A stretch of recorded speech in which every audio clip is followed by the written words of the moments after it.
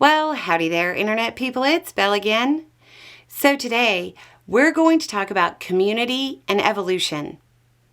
There's still a lot of ambiguity out there about what the next few years are going to bring when it comes to specifics. What they try, what they don't, what gets stopped, and what goes through is still all up in the air. But we know the general idea is to step back from regulations, social safety nets, education, and many things that Americans have become accustomed to. What we do know when we look at the big picture is that the Republican Party seems intent on trying to usher in a new era steeped in the myth of the rugged individualist. One of my favorite quotes, which is probably not Darwin, even though that's who it gets attributed to, is, "It is not the strongest of the species that survives, nor the most intelligent that survives. It is the one that is most adaptable to change." Even though it probably isn't a Darwin quote, it's a decent summary of his work about biology. Here's another little biology fact for you. Social animals live longer. They have longer lifespans. It's not the strongest or most intelligent. It's the most adaptable and most cooperative.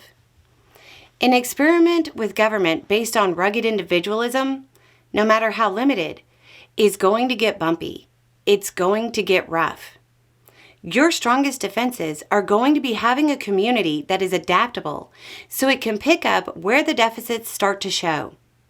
We are going to talk more and more about how to develop that adaptable community. We will answer your questions about how to find, build, and grow your circle, how to leverage it, how to fill in the gaps. It's all organization. For those who are new to the concept, the first questions are always the same. It's always about not having a community. For our purposes today, if you have close friends, that's the starting point for your community. If you don't have close friendships, your community is going to be interest or geographically based. It could start with the people you work with, the people in your neighborhood, the people at your religious institutions, the people you share a hobby with. If you're somebody who is totally online socially, you're going to have to try to find some of those people near you. Pulling together your circle now is important. Most people have social circles that could easily become a circle of people that can rely on each other when times get hard. But it takes more than just getting your group together. It takes getting people to realize they need to make a commitment to each other. One of the easiest ways to do this is to simply have a social event. Do whatever it is you do. A cookout, a game, a party, so on. It really doesn't matter because the purpose is to just get everybody in the same spot physically so you can start a conversation about what to do if X happens. Make the examples relatable to those who are there. Is one of the people the parent of a child in a special needs program? Ask, so if the Department of Education and the funding for those programs disappear, what's your plan?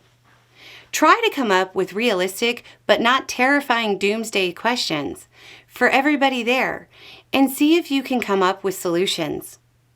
Drop your questions below about community building. This is just the introduction. This series is going to be ongoing, and we are going to focus on solutions here. We're not going to spend the next few years just doing a daily damage report. We're going to focus on how we can take care of us. Anyway, it's just a thought. Y'all have a good day.